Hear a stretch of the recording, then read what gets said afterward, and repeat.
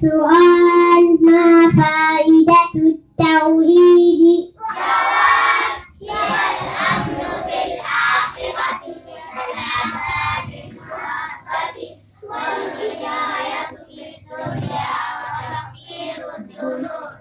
سؤال: ما أعظم الذنوب عند الله تعالى؟ جواب: الشرك بالله. سؤال: ما الشرك؟ جواب: هو أن تجعل عند العبادة لغير الله تعالى. سؤال: كم قسما للشرك؟ جواب: للشرك أسمان. الأول الشرك الأكبر، الثاني الشرك الأصغر. ما شاء الله ما شاء الله. ما فائدة التوحيد؟ جواب: هي الأمن في الآخرة من العذاب المؤبد والهداية في الدنيا وتكفير الذنوب.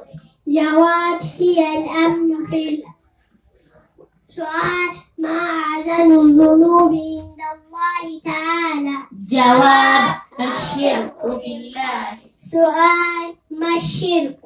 جواب: هو أن تجعل عند العبادة لغير الله تعالى. سؤال: كم قسما للشرك؟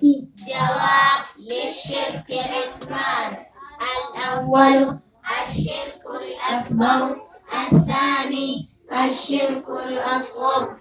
ما شاء الله ما شاء الله. عشان أكبرية تنفذت توحيد كدسا قابتي سنة لير ديني سنقافة. بسم الله الرحمن الرحيم. ما فائدة التوحيد؟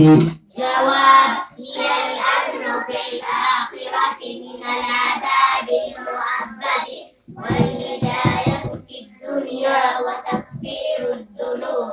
سؤال: ما أعظم الذنوب عند الله تعالى؟ جواب: الشرك بالله. سؤال: ما الشرك؟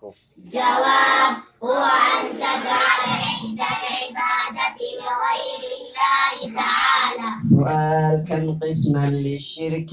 جواب: للشرك قسمان، الأول الشرك الأكبر، الثاني الشرك الأصغر. ما شاء الله ما شاء الله. هكذا سأتي الثاني.